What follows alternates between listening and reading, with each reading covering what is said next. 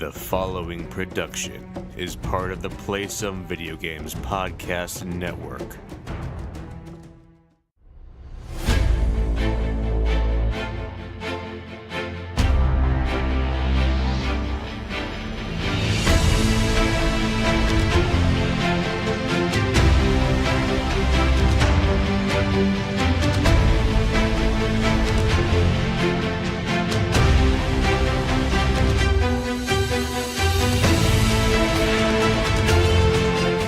Greetings, dragons, and welcome to Board with Video Games, the gaming podcast that strives for the right balance of coverage for games you play on your table and on your television. You can think of us as the Bambi and Thumper of gaming podcasts. We're a proud member of the PSVG Podcast Network. I am one of your hosts, Kyle, and joining me on this co-op adventure, the enthusiasm and joy to my mournful eyes, Josh. How are you doing this evening? I don't think I live up to, I think I'm more of a flower in this situation, the stinky.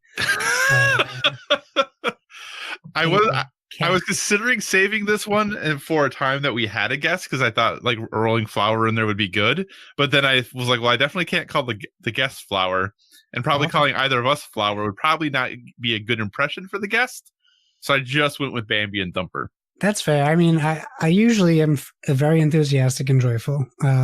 So it's just usually you're right on the nose. So fun fact, Bambi is officially public domain this year. Oh, is it really? So you can't make Bambi, but you can make Bombi. Oh, if you interesting.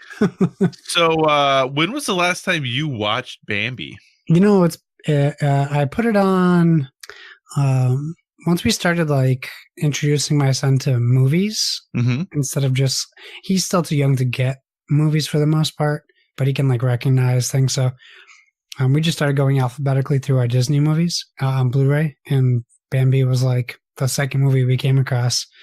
I decided he's not ready to watch Bambi. Okay. Because he can't take in any of the imagery, but it just doesn't get his attention. Like everything now is like CGI and everything. So right. I've only experienced like maybe 15 to 20 minutes of Bambi recently.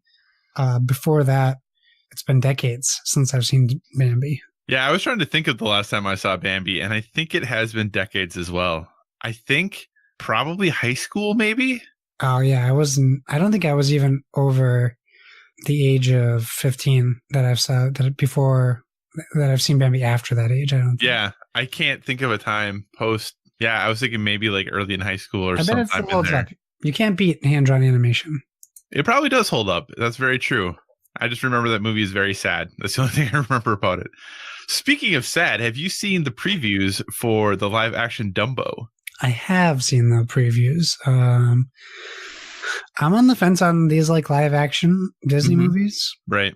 And I think we said the last preview, and I said to my wife, well, I was like, well, I guess it's not going to be like the Beauty and the Beast one where it's basically shot for shot, because clearly they can't duplicate what happens in the original Dumbo.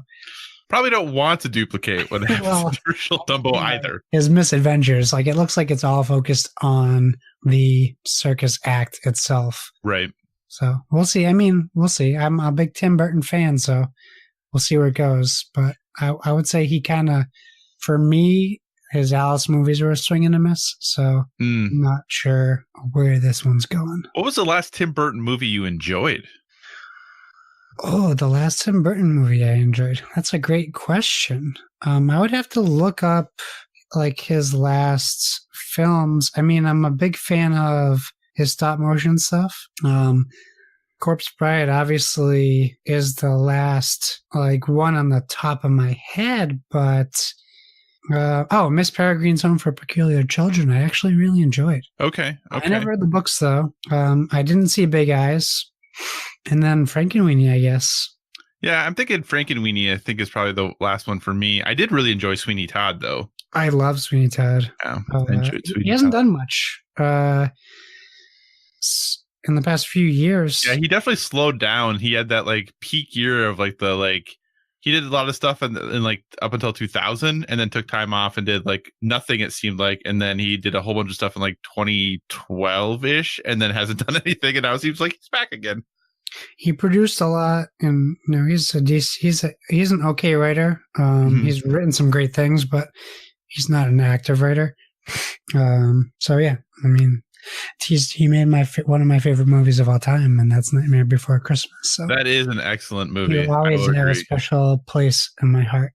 That weird, big-haired, crazy man. Yeah, and I mean, Edward Scissorhands is a classic, so hard to go wrong there. But hey, this isn't a Tim Burton fan podcast. Could be. I mean, there probably has to be one of those, we'd think, right? Yeah, Better Than Speed has some that's true. If Better Than Speed is there, and that's not a knock on Better Than Speed, but if that podcast exists, gotta imagine there's a Tim Burton fan podcast. This is a gaming podcast, so thanks so much for joining us this week. As always, if you have any feedback, questions, suggested topics, hit us up at Board with VG on Twitter.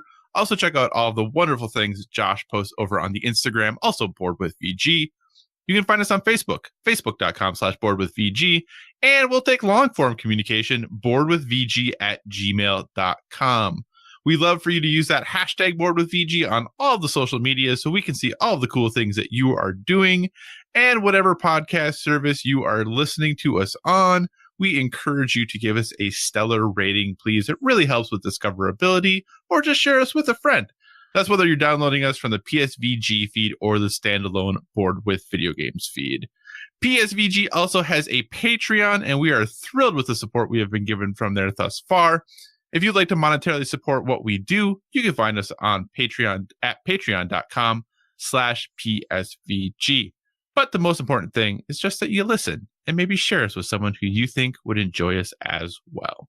Speaking of Patreon, the Patreon giveaway this month, if you are a member of the Patreon and giving some cash, is sponsored by us at Board with Video Games. So if you become a patron by January 22nd, so you still have a couple weeks by the time you hear this podcast, you will be entered in a drawing with the chance to win a copy of the board game Santorini. So I'll be doing the drawing on the 22nd, so the winner will be announced on the show that publishes January 24th, and you'll also get an email and all that other good stuff. But just letting you know, if you're interested in possibly chipping $1 or $2 our way and want to be entered in a drawing to win a game, you could win your very own copy of Santorini.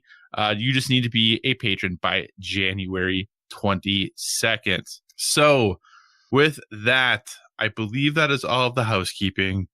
We're going to talk about games this week. I know we did last week, but like I said, we're getting back on our regular rotation. So after this week, next week, we will be talking about some wonderful video game and board game news.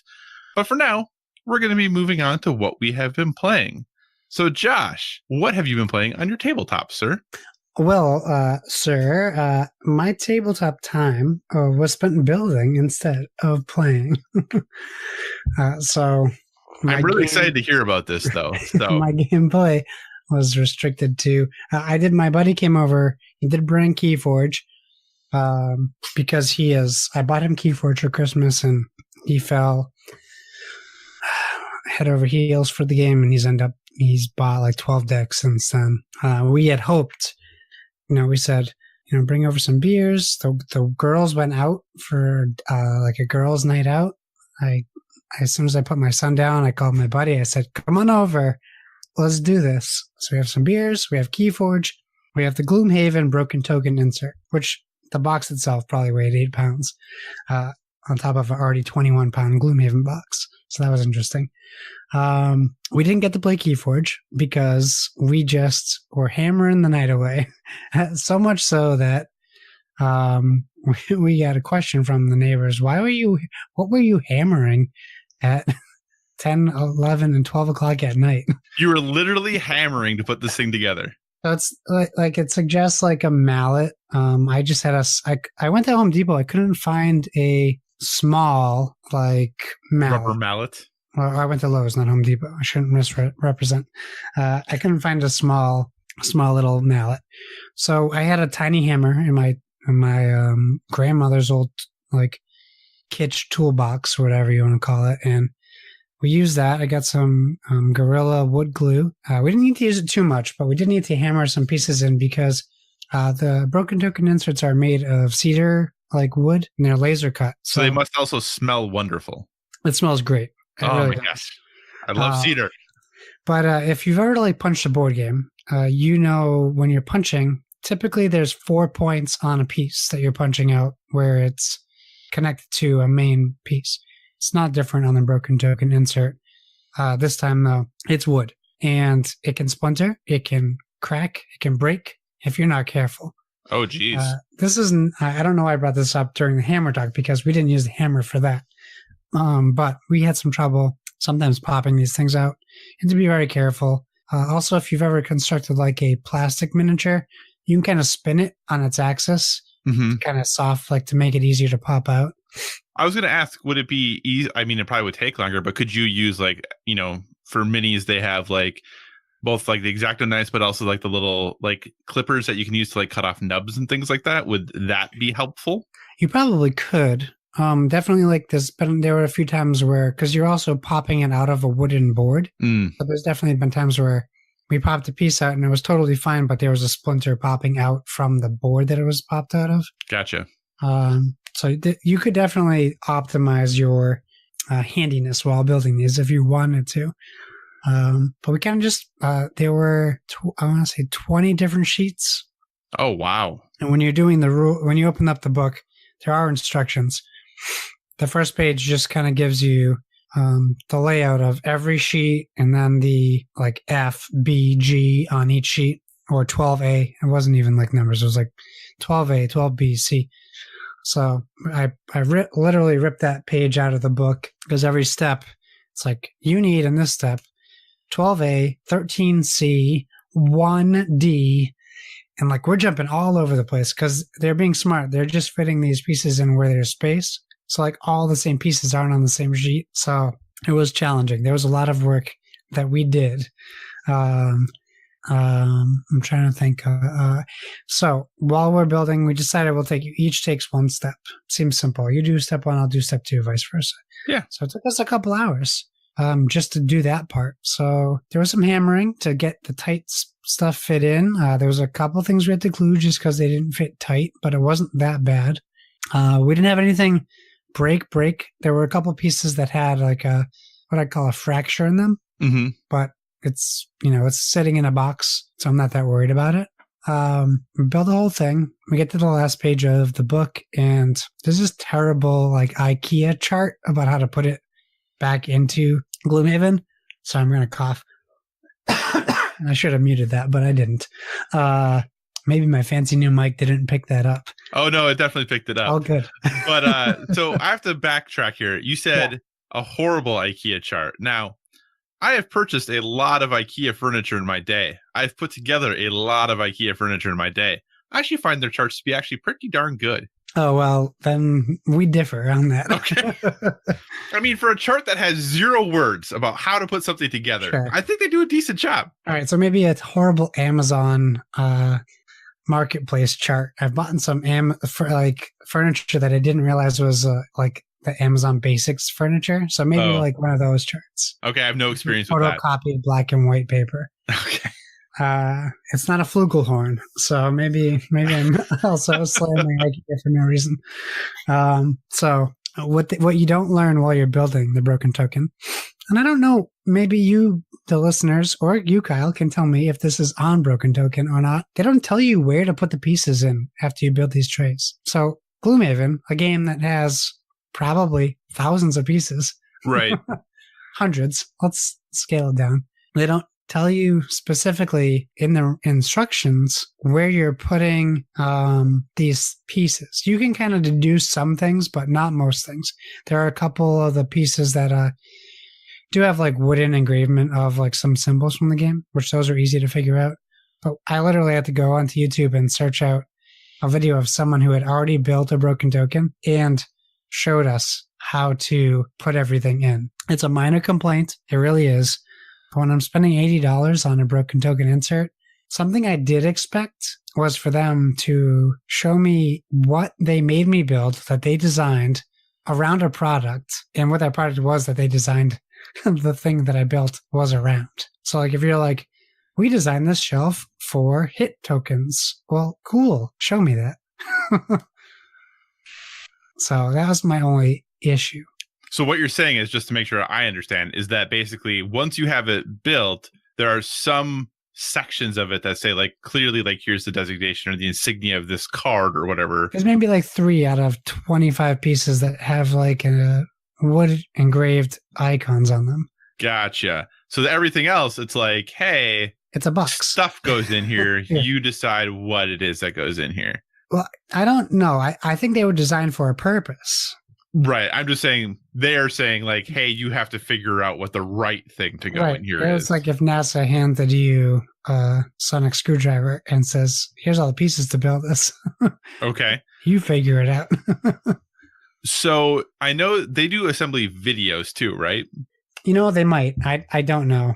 We just followed it off the instructions. Okay. Because I feel like they do videos. I'm wondering if it maybe is included in that or something. That is entirely possible. And that might be something I missed, but to my recollection, I wasn't directed to any videos, but I could have, that could be an oversight as well. I didn't go to like Broken Token's website to like find where to put my Gloomhaven pieces. At that point, I was just like, we got to the end of the book and we were just at the end of the book. Like, gotcha. I wasn't anticipating not knowing where to put things. So I was just like, okay, we're just going to YouTube this. Oh, yeah. Because it does look like it. Well, I'm on their website right now, so it's not like I know. But it does look like they have a Gloomhaven organizer assembly video. Oh, that maybe that's what I watched. Yeah. So maybe that is kind of. Oh, and then they even have one that says that is Gloomhaven organizer, how it fits. How it fits. I also did have to look up. Okay. That makes sense too. So good. At least that's out there. So it is out there, but yes. It wasn't forthcoming on the instructions, at least. Gotcha. But why didn't it come up when I searched it? I don't know. That's a good question. Thing that came up. Why did I get some girl's video? Not that there's anything wrong. She did a great job of teaching me where everything goes, but you'd think like searching Broken Token Gloomhaven organizer with Broken Token would be the first thing. We get the official popped up on YouTube. Not quite. It is what it is. All in all, everything went back in the box beautifully. I look forward to playing it again so I can kind of figure out the difference in setup time. Mm-hmm. I can already tell you right away the setup time is going to be 100 times faster, but I don't know how the cleanup phase is going to go. Yeah, because they do need to go back in a specific way. And as we were putting it back in the box, I just had visions of me having to watch the video again every time we finish playing to figure out where everything is going to go back to, which is possible. Who knows? Well, you just need to play the game more often so you can just remember. Yeah. I wish that was something that I could just, if I snap my fingers, boom, we're playing Gloomhaven every day. Awesome. Anything else from the tabletop world you want to talk about? No, I wish, man. We got some exciting news about a convention coming up soon, but I'll get into more details about that in future episodes. But yeah, no more board games. Hopefully we get some this weekend. Awesome. So I'm going to tell a quick story and then I'm going to talk very briefly about my board games because it's just more Charterstone. Yeah, you say nice now. Wait till you hear the story. So I got home from work this evening and my wife has been talking about wanting to get a board game group together to play board games more often so we can play not just the two of us all the time.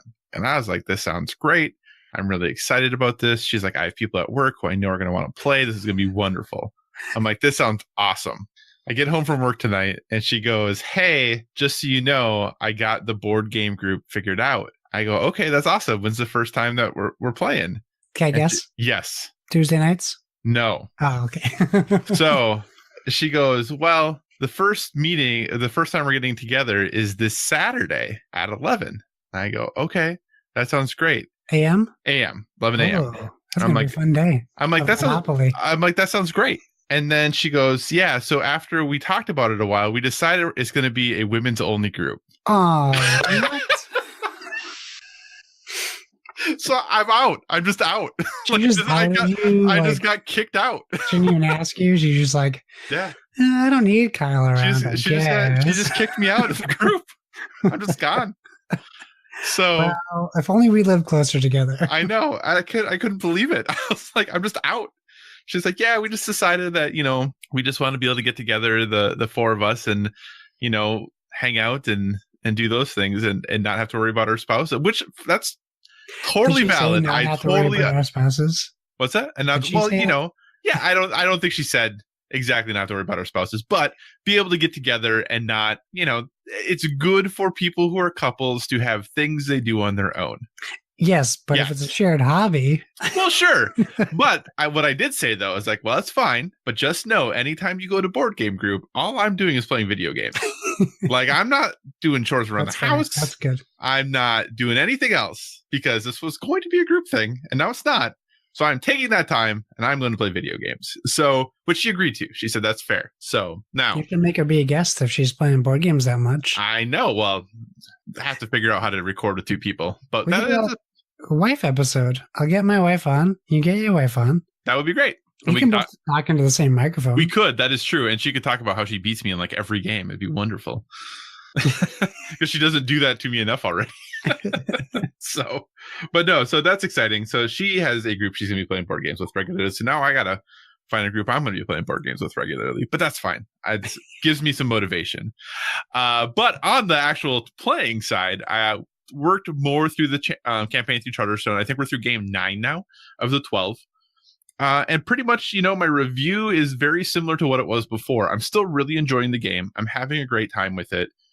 Every game, though, I feel like I'm making a mistake.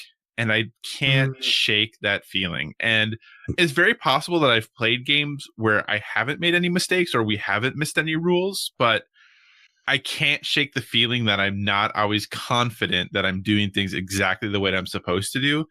And I feel like the game has the more that we've played it and the result of some things that have happened, and I don't think this is spoilery because I'm not going to talk about any specific actions that actually happen, but I feel like there is a slight air of this is a competitive game, but it's kind of a cooperative competitive game. Right. That it's good to score a lot of points. If everyone scores a lot of points, that's generally good for everyone.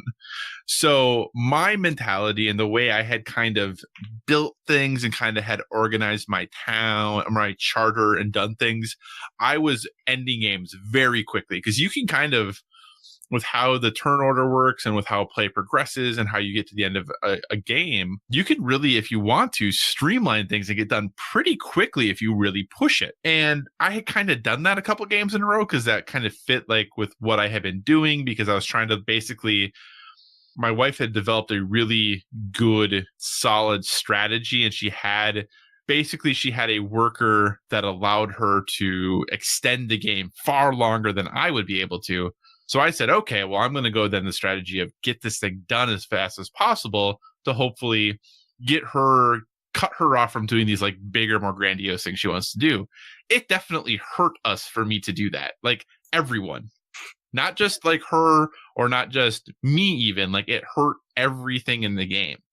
So I think that's something that should I play this game again, obviously, since we know and I know a lot of the things about it, like I wouldn't be involved in a lot of the decision making as if you replay Pandemic or Risk or any of those things. But I think I definitely would change how I approach the game and not be so scared of or so worried about extending the length of turns and extending how long things go and being willing to just kind of drink in and see, hey, if I do this and I try this and it takes me 6 turns, who cares? Let's see what happens and see how we get there.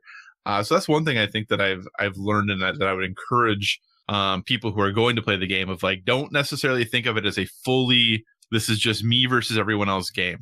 There is, and they talk about it in the rules a little bit, but they don't expressly say it, that like shared victories are shared victories. Like if 2 people tie at the end of the game, they both win and they get all the benefits of winning. Like there's no tiebreakers from that or anything like that at all. So that would be my only thing that from a stylistically play, I felt like I was maybe playing the game wrong a little bit. Yeah. Even though everything I was doing was within the rules, maybe I wasn't following the spirit of what the game was supposed to be because I was very focused on me trying to win rather than enhancing the gaming experience for everyone because I don't win very often in games, Josh, and I really wanted to win. When you guys play games, do you guys have conversations about mechanics like while you're playing? Is that something like while you're like talking about how you're like perceiving your gameplay is now, is that something you guys talk about while you play, or is that something you kind of just reflect on? We do talk about it. And honestly, like, again, I don't want to spoil this game for anybody. Because of the way that I played around, I felt really bad because I hosed her really bad. Like, something happened in the game as a result of me ending a round really quickly, and it had no negative effect on me and hosed her completely. And I felt really bad about that. Like, if it had done something to me because of my decisions, fine.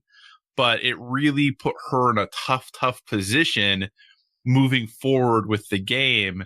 And I felt horrible about that. So then for me, it was like, mechanically, did I misunderstand how this game is supposed to be played and how I'm supposed to approach this game? Yeah. And how it's supposed to work. So we definitely have those conversations when we're playing games, because if we don't know rules, or if we don't understand rules, or if we're not certain how a rule plays out, we typically will have a conversation before we look it up to see from a flavor idea, or from a trying to stay within theme, can we figure out the answer to the question just by talking about it? And if we can get to an answer that we both agree with, we'll just continue playing and then look it up after the game, because it doesn't slow down the game as much. And if it's wrong, it's wrong. We'll play the game again later. Not a huge deal. Obviously a problem in legacy games. Right. So then we'll go look, we try to look things up. But like in general in the game, if we're not certain, we absolutely talk about mechanics of what we like, what we don't like, how we think this should work or not work. 100%. Cool. Is that something that happens at your table or no? It happens every once in a while. I think it's not more important. I think it's important that we have fun while we're playing. I worry more about that aspect. Like if I don't feel like she's having fun, or if I'm not, like that's something that I approach more. And I don't, in my head, I'm like, maybe we're playing it wrong. Right. But typically, like if I'm noticing mechanics that I think we're not playing right, or they just aren't for me, or whatever the case may be, it's usually halfway through the game, and I'll typically just try to get through the game, or I'll say things like, we're gonna have to look this up after we'll watch a video or something, and I'll say like, by the next time we play this, I'll make sure that I have this figured out. Sometimes it's unavoidable though. Sometimes you're playing a game where you just kind of have to have that discussion about whether or not you think someone did something that is not the way things are supposed to be, or if you did and you want to admit to the fact that you did, or wait until the next time you play and say, I think I was doing this wrong the whole time. Right. So I think ultimately I'm a slave to the fun part of it more than I am about the mechanisms. However, when we play with my friends, my buddy Greg is very much like I talked a while ago about our like Grim Forest mishap, where like him and his girlfriend really left angry with each other, because he's very like, I want to make sure that what you're doing to me and what I'm doing to you is the right thing. Right. You don't want to discover 10 turns later that you've been messing my game up the whole time, or vice versa. So I also get that, but I've never been until legacy games, I've never been super concerned about who wins or loses games. Right. And I think to be clear, like my wife and I, when we play, we're both very competitive, but we also typically have a lot of fun with it. Like we're both overall pretty good winners and losers. Like I've gotten really good at losing thanks to her. She is overall a pretty gracious winner, but I will say, and like, I do want to say that overall, I'm still really enjoying Charterstone. I'm having a great time with it. It was the first time in a long time that as a result of how I did something, I kind of felt bad about what had happened, and she was a bit salty about it, but I totally understood, because if the roles had been reversed, I probably would have been as well. The problem was I had no idea it was going to happen. It wasn't intentional. It wasn't on purpose. There was nothing in the rules indicating this was going to happen. There was nothing and it put her at a pretty significant disadvantage, and she was upset about it, which I get. Like, I totally get it. And that was, for me, then I realized, okay, we're getting pretty close to the end of this campaign. At this point, it's more important that we have fun finishing this than it is that I win this, because she's at a disadvantage now, and I think if there was more players, it probably wouldn't feel so bad. Yeah. Since it's just the two of us, and even you can have the automated players in the game, but those still aren't real.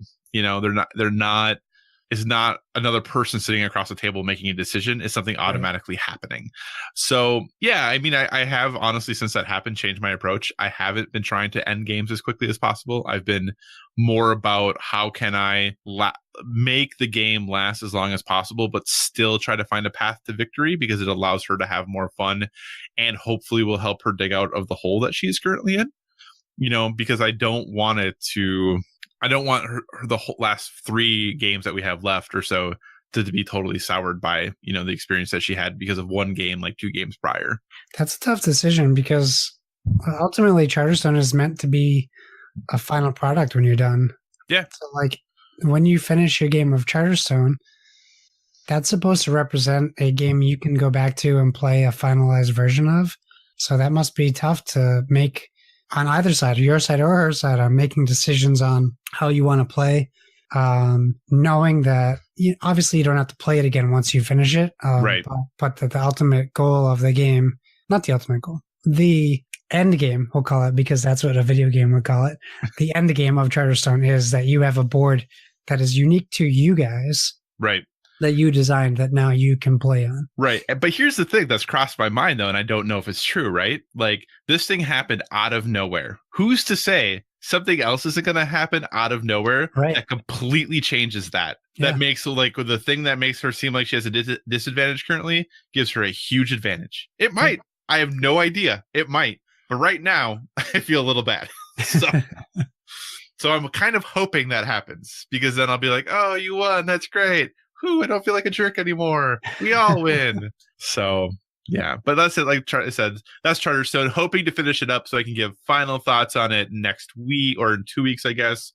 But also have some games I'm really excited about that are shipping as we speak to play as well. So, well, actually, so here's the thing. Is it just one game or is it some games? Well, right now, I mean, I think Wingspan, and I think there's something else that's coming, but I can't remember what, to be honest. Yeah, see, it's Wingspan, right? Okay. I figured it was. Okay, so Wingspan. But, like, I haven't played Fireball Island yet. I haven't played Dinosaur Island or Dualsaur Island or any of those yet. Yeah, I haven't played that yet either. So it's kind of one of those things of like, yeah, I have, Wingspan coming, which looks amazing.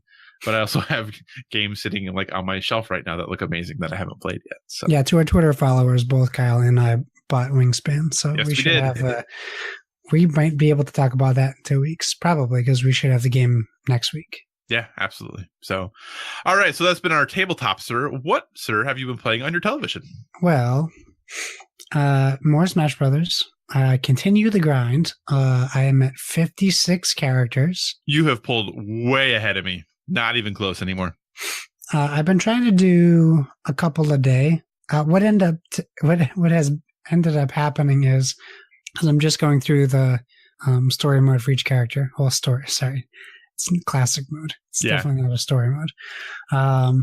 What ends up happening now is like I lose every new challenger approaches fight, not on purpose.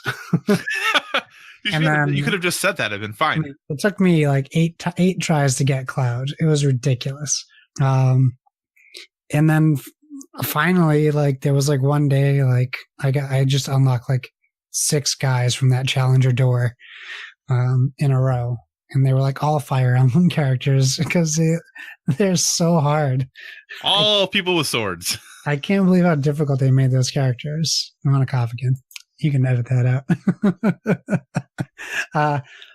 So more Smash Brothers. And I'm trying to think if there was a game specifically I played on the Xbox recently. But there wasn't anything jumping out. Yesterday, Donnie tweeted that Hollow Knight went on sale. Mm-hmm. The whatever edition. I don't remember the name of it. Their special edition for $9 as part of the Xbox Live sale.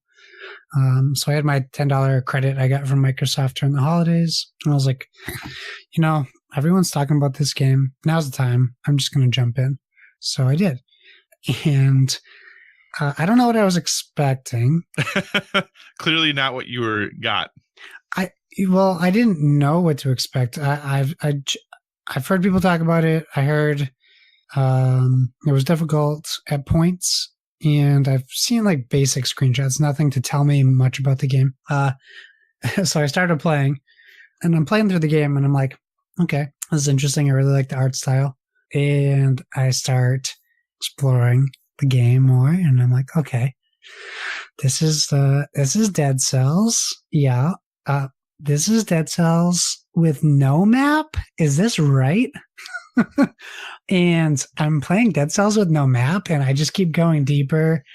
Oh, okay. Now I can go right or left. Oh, great. Okay. So I go right. Oh, now I'm 20 minutes further. Wait, I'm back to where I was 20 minutes ago. I just did a big circle. How did that happen? Okay. Oh, I died. Okay. I'll start over. Let me go straight in one direction. Oh, no, a boss. Oh, no, I died. Eventually, I found a guy who makes maps. Oh, I was like, great. I get maps now. He's like, yeah, well, I kind of make maps as I explore. So here's what I have so far. I don't have all the maps. I just have a partial map. I'm like, okay. It's like, if you find my wife, she has a compass if you want to know where you are on the map. Because right now I'm just giving you a map and I don't show you where you are. I'm like, oh my God. So I'm like, great. Okay. So I got to find a way to get back to the town. There's a town at the start of the game, and essentially it's like this town that is hollow, if you want to use it like literally. It's hollowed out. It used to be a town. It is now a shadow of a town. And essentially it seems like I'm going to be bringing this town back to life. So I go back, and this guy's wife is there. A shop is now open that was closed previously. And she's like, you want to buy a compass? Okay, it's going to be probably more than half of your money, so give me all your money. And then she's like, just keep coming back so I can update your maps for you. This isn't good forever. And then here, buy all these pieces of equipment that will unlock other parts of the map. I'm like, great, so more money. So I had some money left over. Maybe you can tell me. So I bought this thing, and it was like, update your map. It's like a quill. It's a quill. And okay. It was like, use this to update the map. If I use it, does it just update where I currently am and I have to go buy another one? I actually have no idea. I got as far as getting the map and the compass when I played. Oh, boy, man, me too. That's why I stopped. I know. I bought the quill and I'm like, oh my gosh, this is... You know who will know the answer to that question? Yeah, Jason or Donnie or yes, whoever. Absolutely. Yeah, so I think it looks great. I like the combat. There looks like a lot more room to unlock things, just like Dead Cells. Oh boy. Combat is, I wouldn't say combat's exciting. It's kind of, so far, there's been maybe 5 or 6 varieties of bad guys I've run into. But it's attack, which isn't, it's not groundbreaking. It's not bad though. I mean, it is what it is. I'm assuming that opens up as you play though. So I'm only in the early time in the game, so I'm enjoying it so far, and I look forward to I must be getting real sick because I'm dying here. I look forward to playing it more in short bursts, because I think it's one of those games I can play like 20 minutes, 30 minutes at a time. Gotcha. But that's it. I mean, I haven't really been playing anything else video game wise. It's been a long year, Kyle. Has been. These 8 days have been rough. Rough, I tell you. What about you, sir? All right. So for me, I have been playing a couple things mostly on my television. Number one, I have continued to dabble and work my way through the Spyro Reignited trilogy. Still in the first game, probably only about 4 hours in. I think I'm at pushing 60 or so percent complete at this point, 65% complete.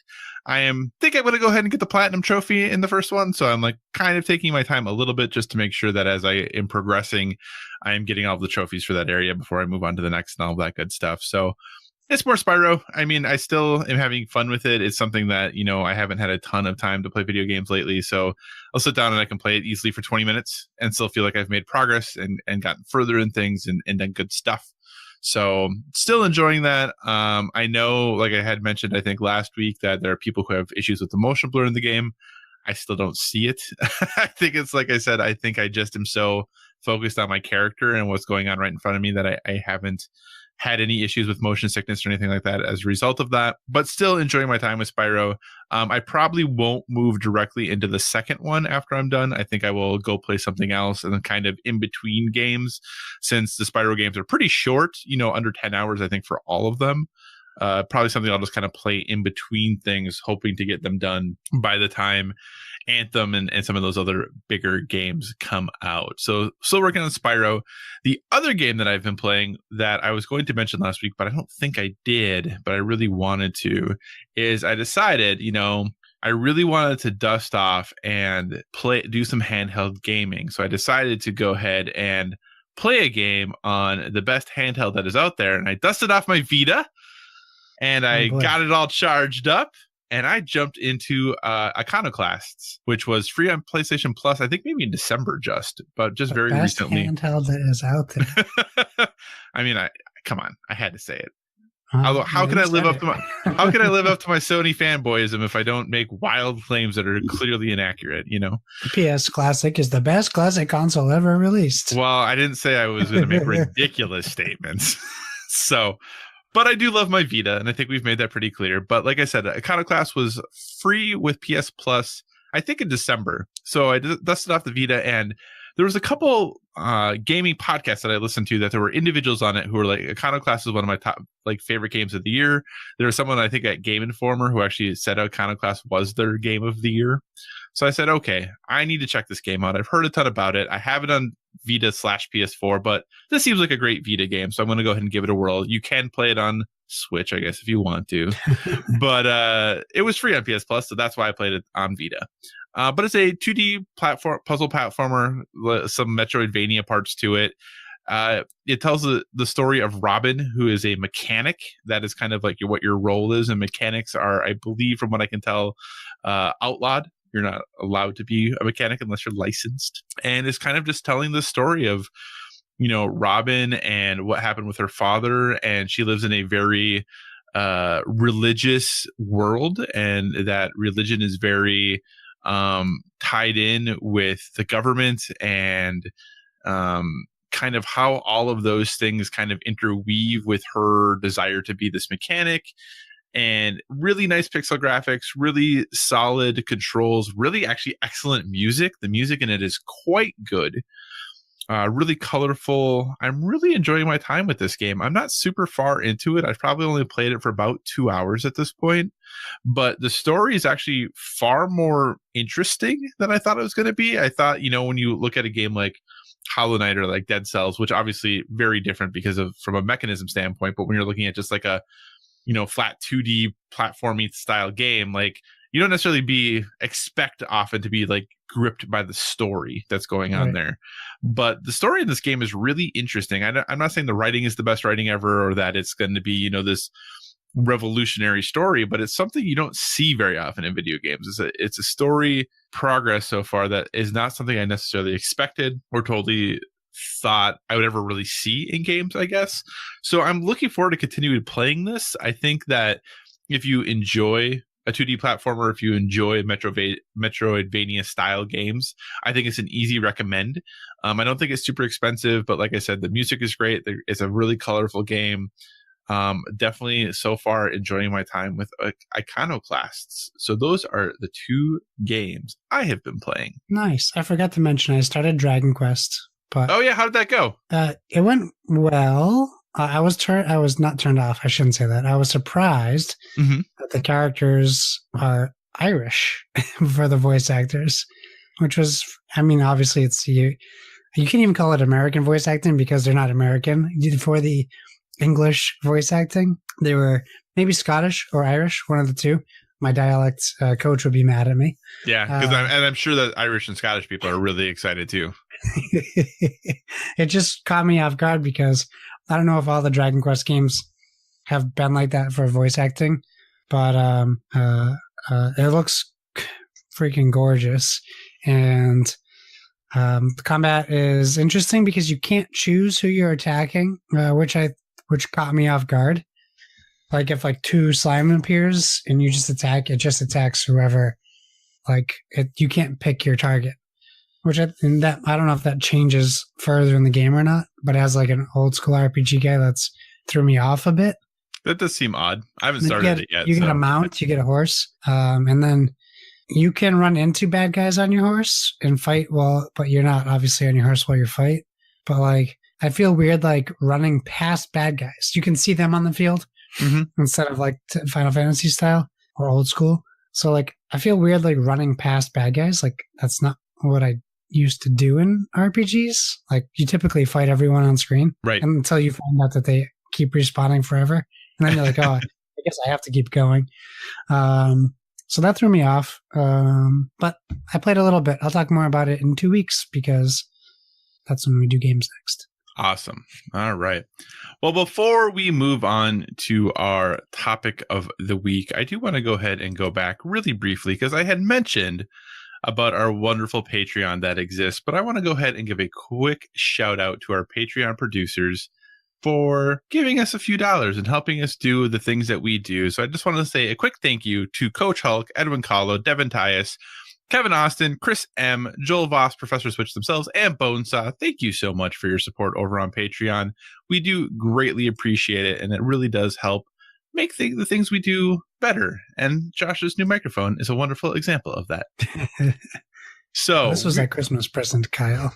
Well, but you were able to gift then the new mic that you had gotten. Yes. So to another person who needed a new mic. So really it's just helping everyone be better. That's right. So there you go.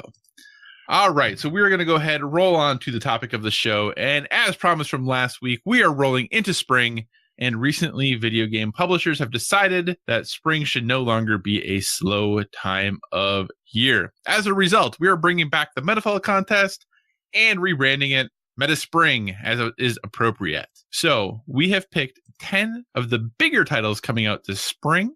This list is definitely not exhaustive, and we tried to mix it up with a variety of game types.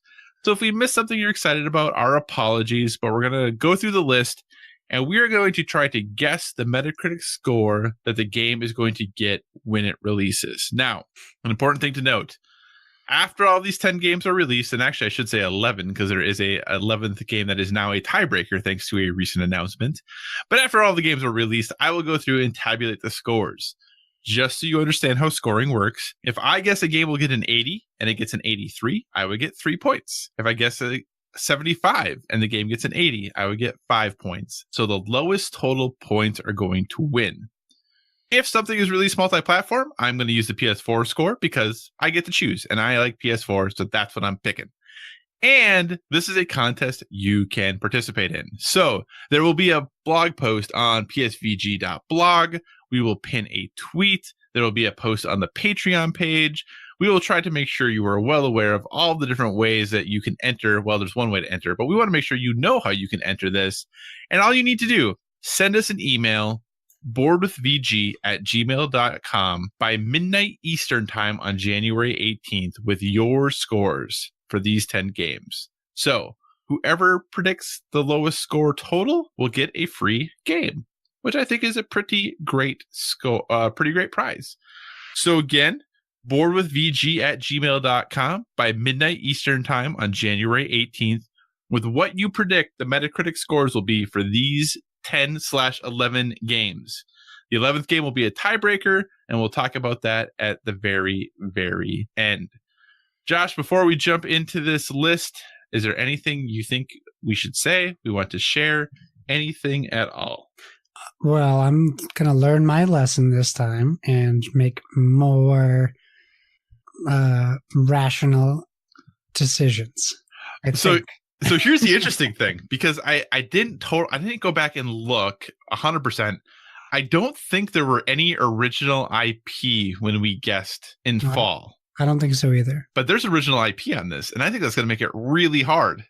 Yes, because we don't know what to expect. Right. We have no idea what to expect. And these games as a whole tend to be games that are a little more all over the place as far as their histories go. So I think this is going to be way harder than fall was. There's only 2 original games on this list. Right. Not remakes. Not remakes or sequels. I know, which is ridiculous, but I think in fall, I think they all were. I think they all were, yes. Yeah.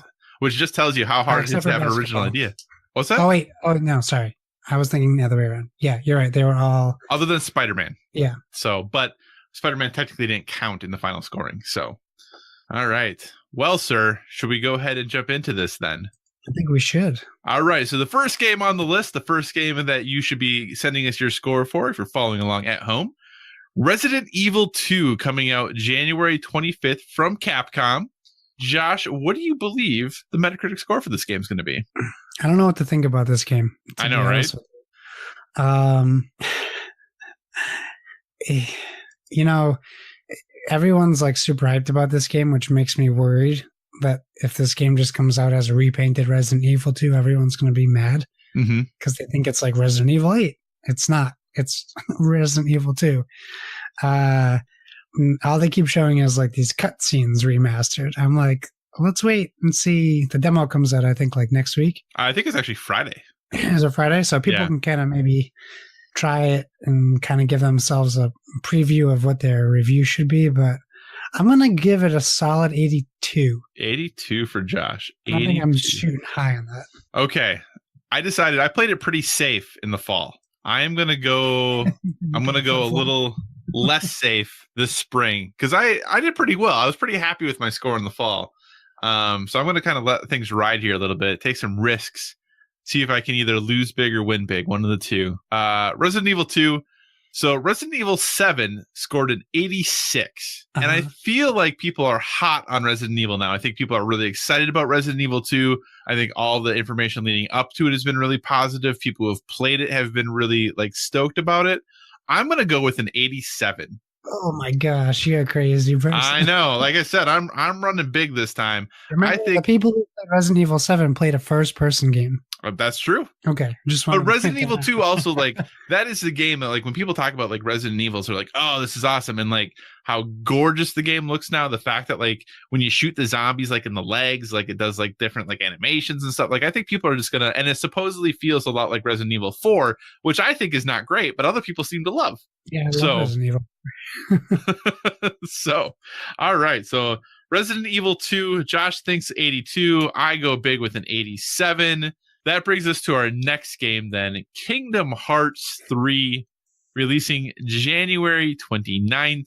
I think this game is also really hard to score because we've obviously had a lot of Kingdom Hearts games over the years, but this is like the true sequel to a game that came out in 2006. Oh, God. 2006. So we're going to alternate. We're going to go back and forth. But back in 2006, Kingdom Hearts 2 got an 87. And, you know, Square Enix, they're kind of a mixed bag. They do some things really, really well. They do some things really poorly. From what I've heard, and from the previews that I've heard, is that this game looks great, but there's been some concerns that it still plays like a PS2 game. So that, for me, causes some concern and some pause. Also, I'd say, well, maybe the story is going to be great. I think there's like 3 people in the entire world that understand the Kingdom Hearts story. So I don't know that I can rely on that to really bump up the score. But I feel like the desire, like the fandom about this game is high. And I think the people who are going to review it are likely going to be people who have been wanting to play this game for a long time. So I think it's going to do pretty well. I'm going to say Kingdom Hearts 3 gets an 85. Okay. I think that no matter what happens, no one will be happy with Kingdom Hearts 3, whether they enjoy it or they don't. No one's going to be happy with the score it gets. Okay. Now, I was going to say 85, but I'm not going to do that. And we're flipping roles, remember? Okay. I'm going to say 80. Ooh, going down big time. 80. Yeah, I don't think that a game with this much hype can honestly live up to said hype. So when you have, I'm going to use fanboys in the derogatory way. When you have fanboys reviewing this game, I feel like their expectations are more likely to be let down. Like they're going to be more disappointed than happy. And you can't avoid critics who are fanboys of specific game series. You can't avoid it. So I think it's just a matter of how many of them are writing for big companies that let them write whatever they want. Gotcha. Okay. So Kingdom Hearts 3, Josh says it's going to get an 80. I say it's going to get an 85. Speaking of hype, The next game on our list, Crackdown 3, coming out February 15th. This Microsoft Game Studios game exclusive to Xbox One and PC because there's no such thing as an Xbox exclusive.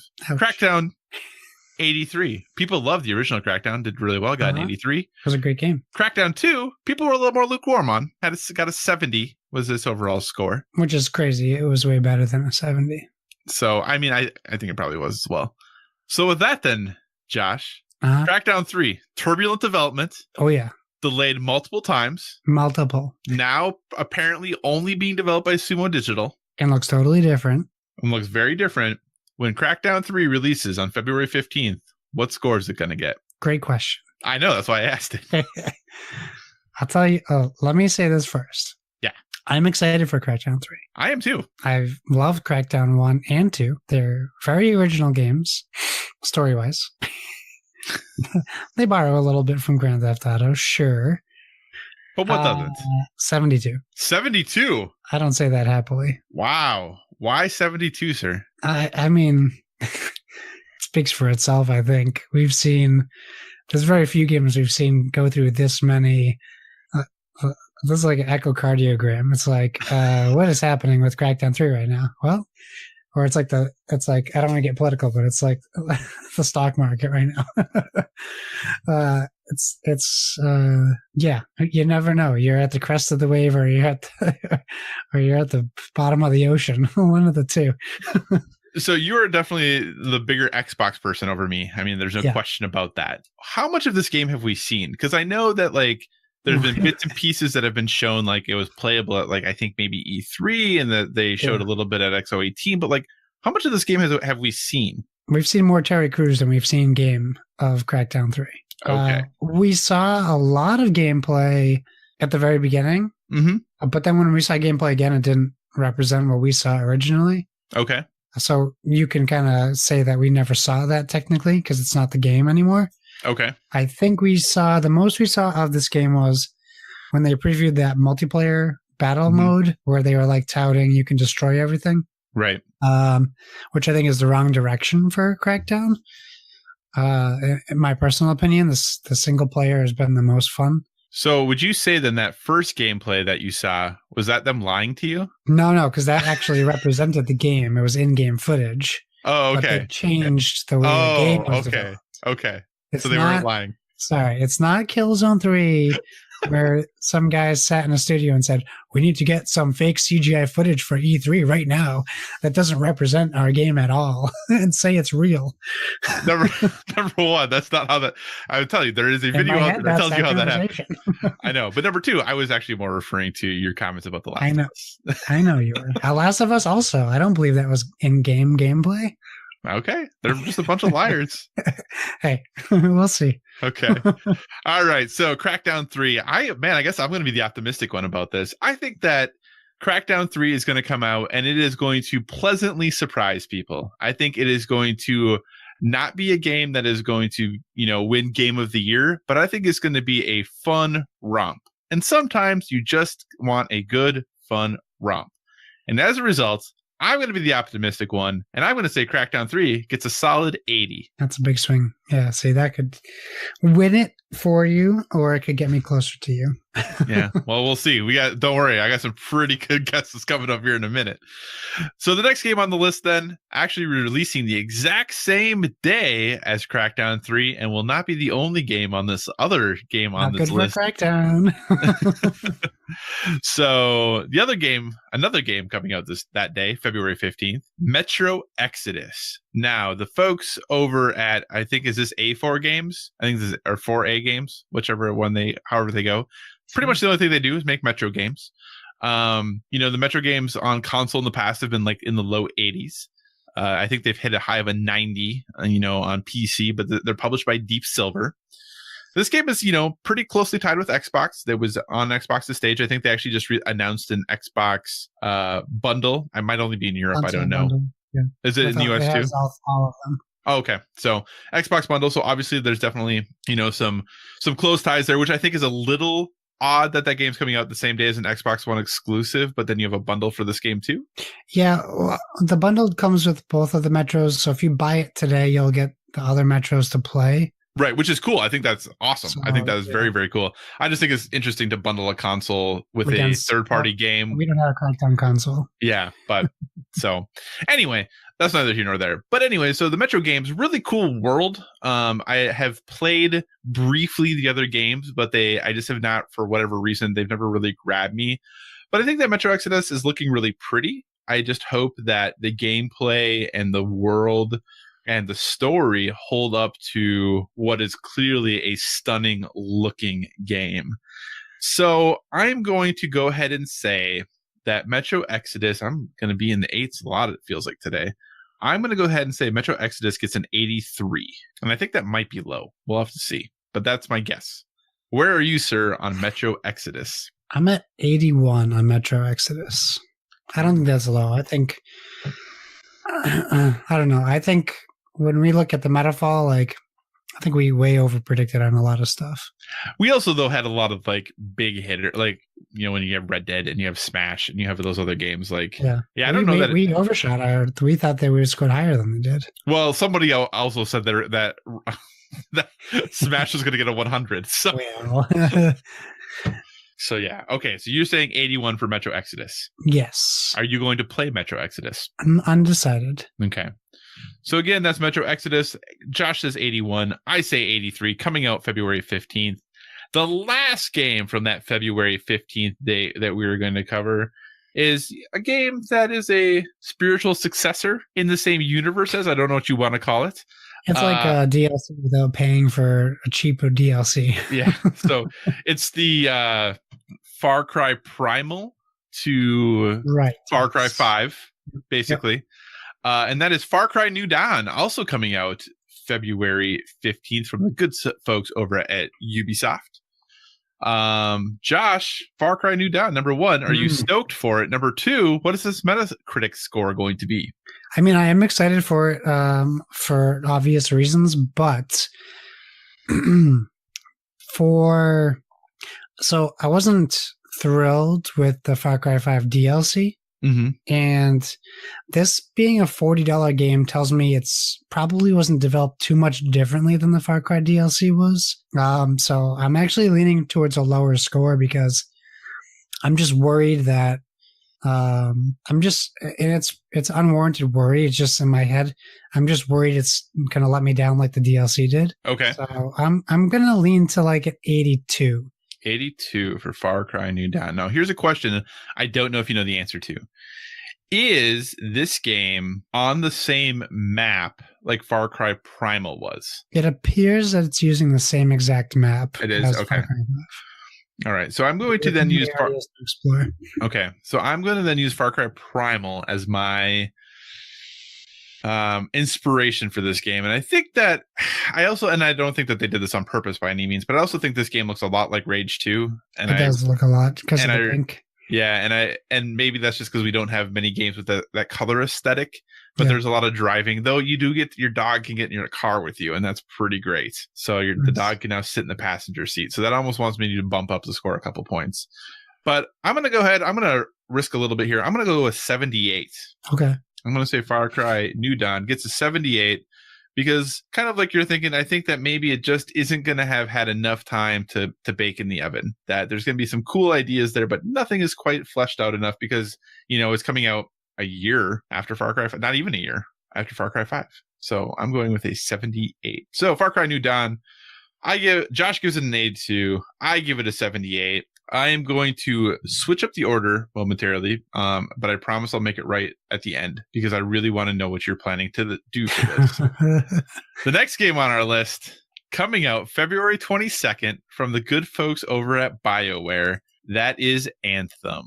Now, This has been a game that I know, the reason I want you to go first is because I know how much you loved Mass Effect and how sad you were about Andromeda. Yeah. So where are you sitting at with Anthem? I know we talked about it before we recorded. We're both definitely playing Anthem. Yeah. Where are you with this game? What's your hype level for it? And where do you think it's going to score? Cautiously optimistic is where I'm standing on it. I have watched some gameplay alpha footage. Mm-hmm.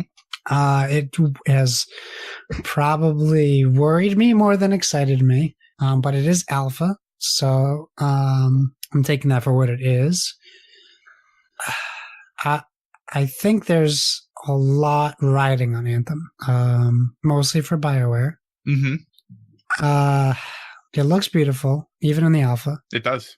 And you can never tell who's controlling what in alpha, so you don't know if that person playing is not good, or what's represented for gameplay, what's going to be added in later.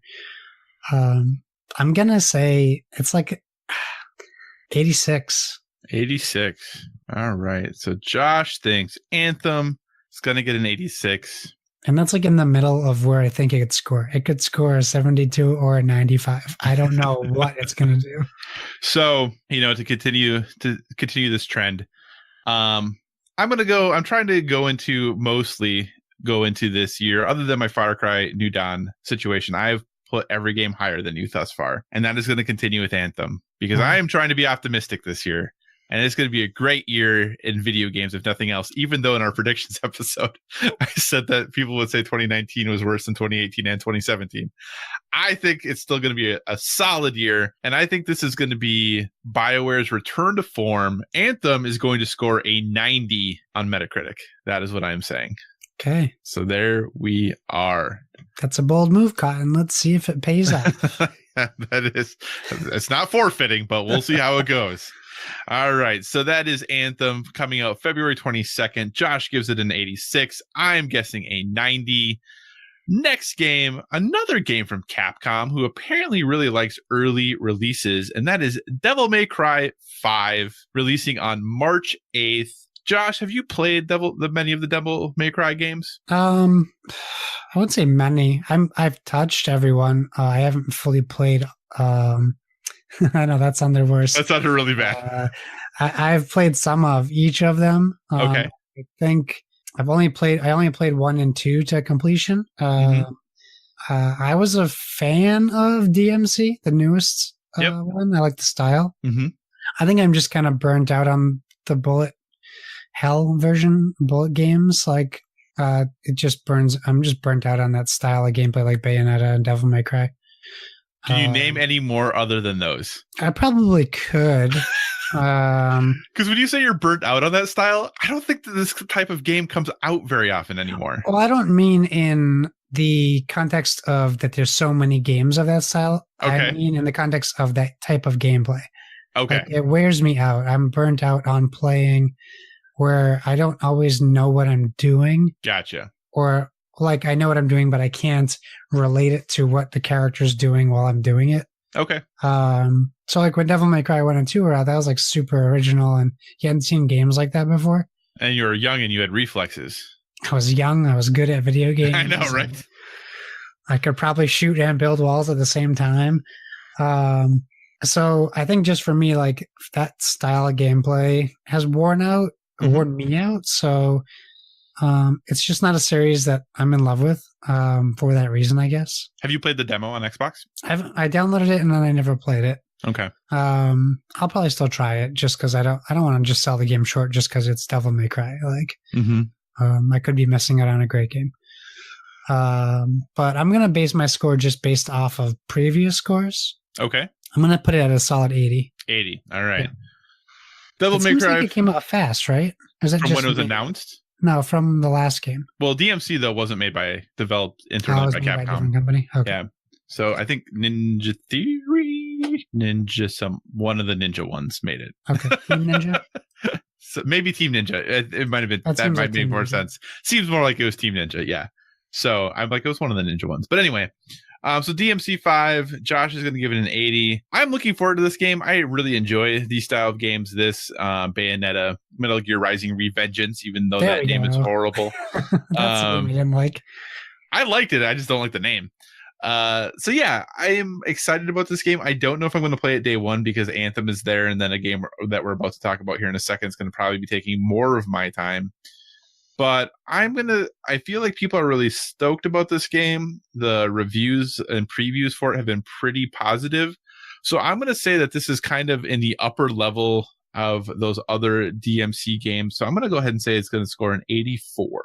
So that is my pick for Devil May Cry 5. Josh is saying an 80. I am saying an 84, continuing the trend of Kyle being positive about video games and Josh being the hater. Finally. Moving on, next pick coming out March 15th, just a week or so after Devil May Cry 5, and a couple weeks after, Anthem, which is going to be trying to take all of our time. Ubisoft is releasing a game that they want to have take all of our time, and that is The Division 2, the follow-up to The Division. Imagine that. So, Josh, I know we have played The Division together a bit. Uh-huh. What is your hype level for The Division 2? So high. Is it higher than it is for Anthem? Yes. Oh, so if you only could pick... I know what I'm waiting for. Gotcha. So if you could only pick one, you would pick The Division 2 over Anthem. Oh, yeah. Easy. Okay. 10 times out of 10. Gotcha. All right. So I'm looking forward to this game. I don't know. I haven't watched much of it other than like the reveal of it and the gameplay from that reveal. I haven't really watched anything else. Yeah. So that is what I am 100% making my decision on. And The Division scored an 80 back in the day. Very respectable, like solid 8. Mm-hmm. And I feel like, Ubisoft, when you look at what they traditionally do from one game to the next, or from the first entry in a series to the second, the game getting better is pretty much the standard for them. Things get better. Things are improved. They take the feedback and they make refinements and changes to the game. And I think that's going to happen for The Division 2 as well. I just don't know how much that's going to happen for The Division 2. So that's the part I'm a little unsure of when it comes to making my score. But like I said, my goal is to be positive about games for this contest. So I'm going to be positive about games, and I'm going to say The Division 2 gets an 86. Okay. What say you, sir? Well, I'm going to say the reason why The Division scored only an 80 is because people were pretty harsh on the end game, specifically the Dark Zone. And I feel like if people scored The Division now, it would be way higher. Like an 82? No, like I'm just kidding. Like an 87. Okay. That's almost what I gave it. The Division right now, if you go play it now, I think it's vastly improved. Okay. Critically, I think I enjoy the Division just as much when I played it as I probably still would now. Okay. And from what we've played, I'm going to just go crazy and say 90. I think this game, I wanted to score 90, so I'm just going to go ahead and say 90. Awesome. All right. So that's The Division 2 from the fine folks at Ubisoft. Josh is saying a 90. I am saying 86. This brings us to another game that I feel like Josh is pretty hyped for. Oh, yeah. And that is from the fine folks at NetherRealm, Mortal Kombat 11, coming out April 23rd. Pretty quick turnaround from announcement to release, revealed at the Game Awards, coming out a scant 4 to 5 months later. Josh, Mortal Kombat 11, how's it going to do, sir? Mortal Kombat 10, 11, they have something that hasn't been working in their favor, and that's the public not knowing how incredible the story has become in Mortal Kombat. Are you saying it's on par? Because I haven't played the Mortal Kombat recently. Is it like Injustice level? Injustice is good because of how good Mortal Kombat 10's story was. They clearly took the people who did Mortal Kombat 10's story and brought them right over to Injustice. The only difference is if you're a fighting game fan, you know more Mortal Kombat characters probably than you know about the DC universe if you've been playing Mortal Kombat. So now you get all this context to these characters and how they like seamlessly work in these new characters. And Mortal Kombat 10 story just picked up with Johnny Cage, his kid, and Jax's kid. Like, so they're bringing this new universe into this story where you're now seeing these characters that you grew up with have kids who somehow are doing the same thing they were doing. So Johnny Cage, so you're saying Johnny Cage's kid is an actor? No, Cassie Cage. She was in the military. But their children are represented in the story. And the NetherRealm is very well done. It's just this game deserves better score than it's going to get. Okay. I'm going to give it an 87. Ooh, I'm going to guess an 87. I'm not going to give it an 87. Are you playing this game day one? Yeah, I'll be playing this day one for sure. Okay. So even though, the Anthem is 2 months before, the Division is a month before, you're going to put those aside to play some Mortal Kombat 11. Aside is a strong word. I mean, Mortal Kombat's easier to pick up and put down. Okay. So it will be like my Smash Brothers in between the Division and if I'm playing Anthem still. Right. Just as bloody as Smash Brothers. Well, it's probably easier to unlock characters in Mortal Kombat 11.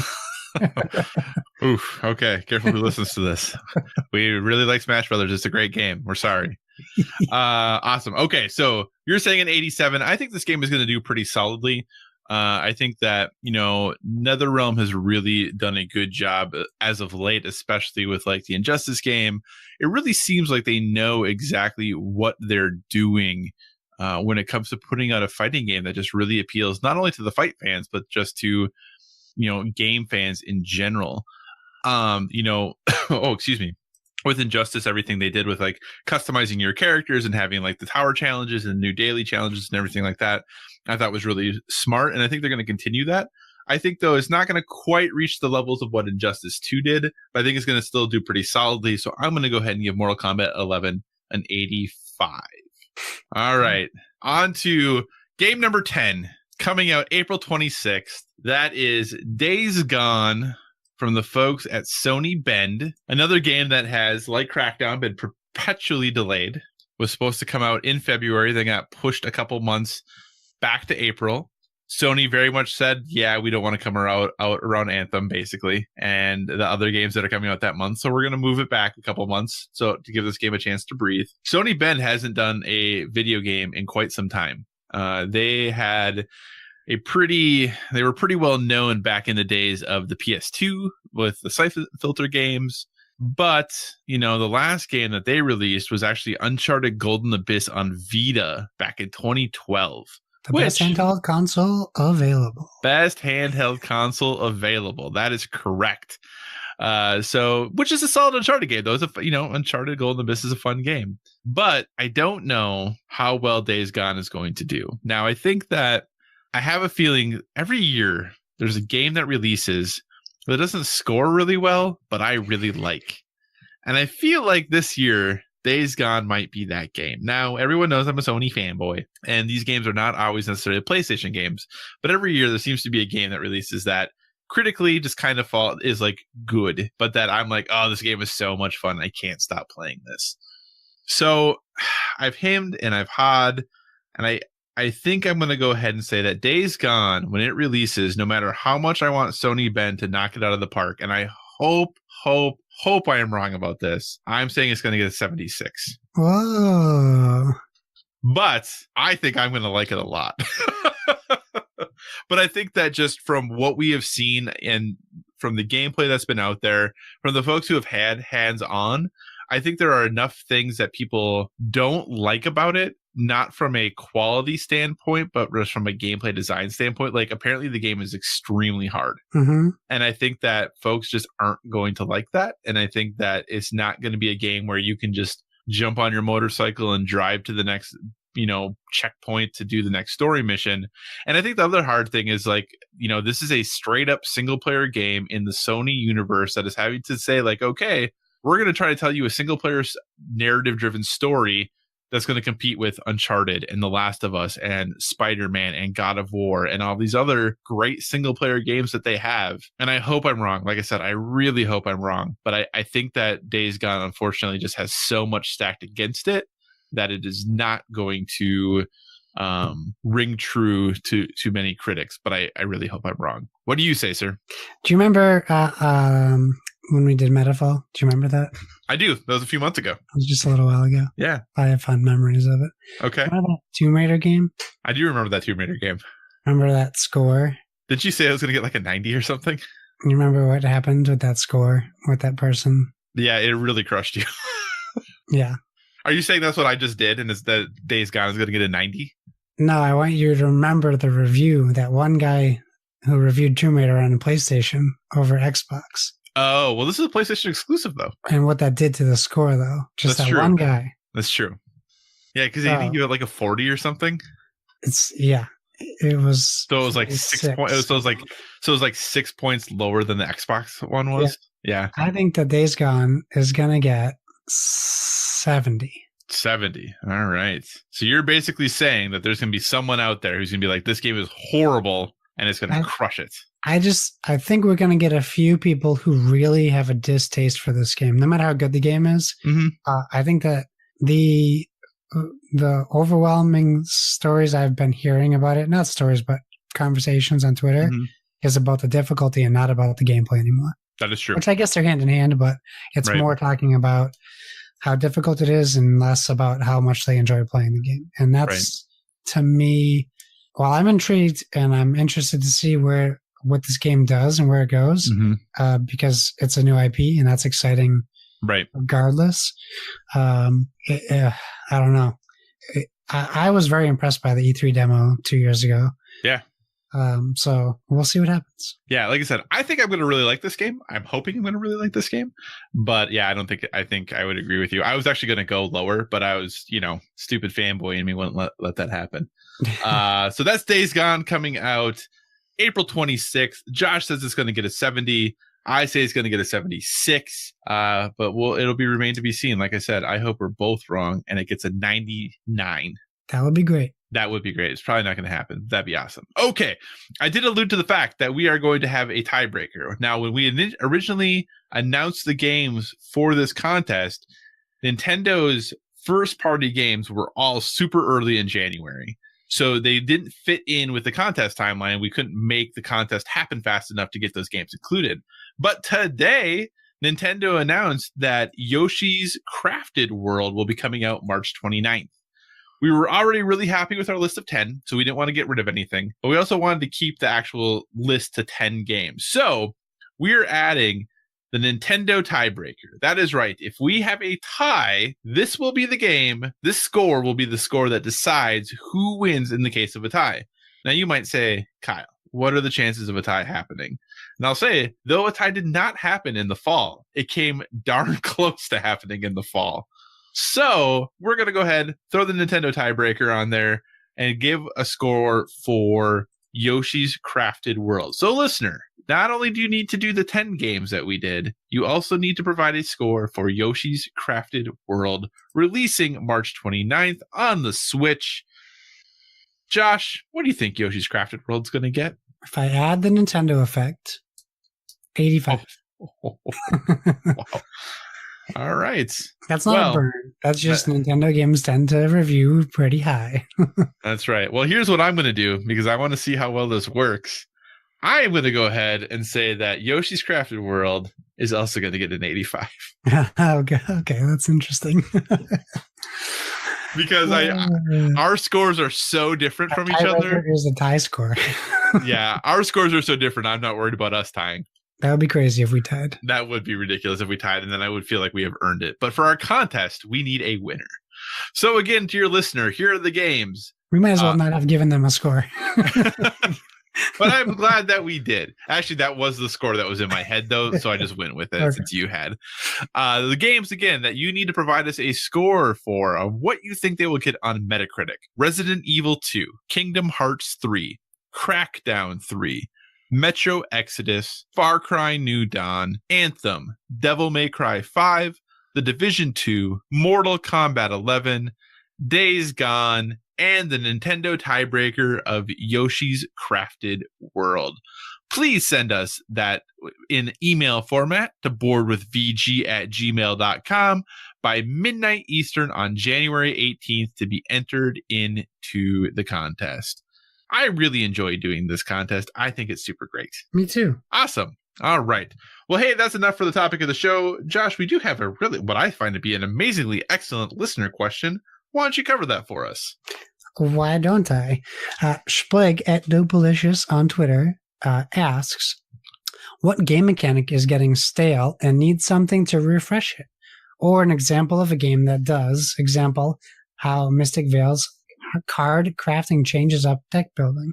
I'm going to answer now because I think that this is happening. And I don't necessarily think in this case it's a good thing, but if you look at what Hasbro is doing right now to their Monopoly, Operation Sorry, all these games that are coming out where they're trying to market it to, I would even argue, the Cards Against Humanity crowd, which is odd marketing. I think that they're trying to refresh it. I don't necessarily think that those games need to be refreshed. Personally, I haven't found a game mechanic I'm bored of.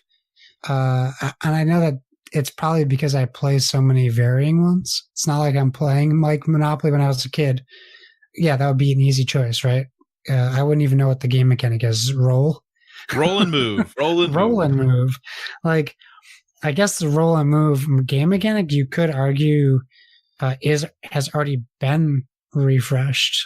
So I guess if I had to pick something, I would say roll and move. But I feel like if someone put out a nice new roll and move game, I would think that that's refreshing. Like, oh, this game kind of feels like Monopoly a little bit, but it has all these different elements to it. What do you think, Kyle? So this I thought was a really interesting question. And I think that Mystic Vale is an excellent example of doing deck building differently. Like, I think that is a great example. And then I was like, okay, I got to come up with an answer as good as Splig's, like, or a scenario as good as his. And I couldn't come up with one. But what I would say, and I have some ideas, so I don't want to give these ideas out for free. So I'm going to keep the ideas in my head. One game mechanic that I love, though, is drafting. Mm-hmm. And I would love to see a different take on how drafting is done. I have some ideas about how this could be done. And maybe people have tried it and it just doesn't work, which I think is very possible. Because I have ideas about ways you could make drafting be done in a different way, but I don't know if it would really work. Okay, interesting, intriguing. Because, until you could do XYZ, but XYZ might completely unbalance a game or might completely break a game. Sure. So that's the part I don't know. So maybe people have gone through and drafting is the way it is because that's the best way to do it, So, but like I said, I would love to see a new take on card drafting and the way that works. Because I'm a big fan of it, and any innovation there, I am down for. Nice. All right. Well, dear listener, as you know, this is a gaming podcast, but at the end of each episode, we like to leave you with one thing that we have been doing that is helping us live a well-rounded life. So this is just going to be a recommendation, suggestion, thing that we're doing in our lives that's helping us, kind of make sure it's not just always about gaming. So, Josh, what is your recommendation for a well-rounded life? Okay, so this is taken out of the page of Josh. This is a real-life thing that just something I had to deal with. Once my son was born, my life became the third most important. It was my son, my wife, and then myself. So a lot of my self-care, a lot of my self-preservation stuff was put to the side, just had to be, so I could, take care of the situation. You don't have to have a kid to be in this situation. It just is mine. So what I would say is write down a list of things that you either need to do or want to do for self-improvement or for health. For me, I started going back to the doctors this year because my son started daycare. So now I had 2 days a week where I had time to myself so I could start making appointments. I went to physical therapy. I got to see my doctor, and then I just got my wisdom teeth taken out. But I did these one at a time because what I used to do was wait till something was going on, and then they would all just pile up at once. So the year before my son was born, I probably had 15 different tests, a handful of different doctors, trying to sort out all these things that I figured were going to go away or could wait. And that was considerably taking a toll on my enjoyment and my happiness and my well-being. So sit down, make a list. It can be simple things like take out the garbage more. It can be more serious things like go to the doctor, get this checked out, whatever you want. There has to be things that you haven't been taken care of that you might not even think need to be taken care of. Just check it off the list. Do one thing. Make your list. Do one thing. Check that off. You're going to feel great just checking one thing off. And then go from there. If you feel like you want to keep working on it, do that. If you don't feel like you gained anything from, your one check off, then do what feels natural. Don't do anything, but give it a shot. Like I say, you want to keep playing board games. You want to live your life. You want to do all these things. Take care of yourself, because it took me to become an older man to realize that a 37-year-old man should probably not have been waiting this long to get his wisdom teeth taken out. Maybe 10 years ago would have been better, or 15 years ago. So take care of yourself. I figured I'd skip the Netflix stuff this week. Yeah, and then there's me who's like, yeah, that's okay. There's nothing wrong with it. Sticking to the Netflix things. So that is excellent advice, though, Josh. Absolutely. Self-care. Very, very important. All right. So my recommendation, probably a little lighter, maybe not as important as Josh's, but something that I still really enjoyed. When I was a very young man, 15 years ago, I'm living the best life I could at the time. Despite what things might look like now, I was actually a very active young person and very into extreme sports and things like backcountry skiing and rock climbing and all of these very, very wonderful, dangerous things that now the way I experience these items is by watching documentaries about them. So there is a movie that is coming out that I haven't seen yet, but this was the inspiration for this other movie I watched. That there's this movie coming out called Free Solo, which follows Alex Honnold as he tries to become the first person to ever free solo climb El Capitan in Yosemite. So I've been really interested to see this movie. It's in theaters now, but of course I live in Iowa, so we don't have it in any theaters here. But I was like, okay, well, I kind of waiting for this movie to come out on demand or something so I can see it. And then I found out I was reading some things about it, and it's like, well, if you can't get to this movie, there's this documentary on Netflix you should watch called Meru. Same directors as Free Solo, it's kind of their entry into this style of filmmaking. So I was like, all right. So I went, checked out Meru. It's a 2015 documentary about 3 climbers who are looking to do the first ascent of the shark fin route of Meru Peak in the Himalayas. And it is a documentary that really is both inspiring and heartbreaking, and shows you the resiliency of the human spirit. And it really does an excellent job of chronicling the lives of these 3 individuals, what they go through, what they put their families and their friends and their significant others through when there is something so important in their life that it becomes more important than everything else in their life. And it's a really interesting, sobering, harrowing look at their attempt to do this thing that no one else has ever done.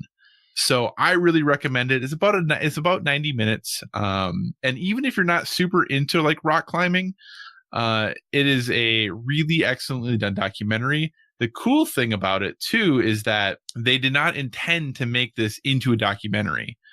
One of the people who is one of the climbers, for their job, is like a videographer and photographer. So when they were going to do these climbs, just took their stuff with, because that's what they do. So you will get some absolutely spectacular views of planet Earth and realize how amazing this planet we live on is. But also just some shots that you're never going to see in a movie, or you're never going to see Hollywood do, that is really just breathtaking. So it's a really awesome look at the human condition, and it's a really awesome perspective just on what this planet looks like, from 20,000 feet in the air. So nice. That is Meru on Netflix. All right, Josh, we have been talking for quite a long time. What do you say we wrap this show up? Thanks for joining us, everyone. Remember to find us on social media. Just gotta look for that hashtag BoardWithVG. You can find us at BoardWithVG on Twitter, Instagram. We're at facebook.com/BoardWithVG, and of course, BoardWithVG@gmail.com. You can find me on PlayStation Network and Xbox Live at Why So Serious. That's SIRRIUS.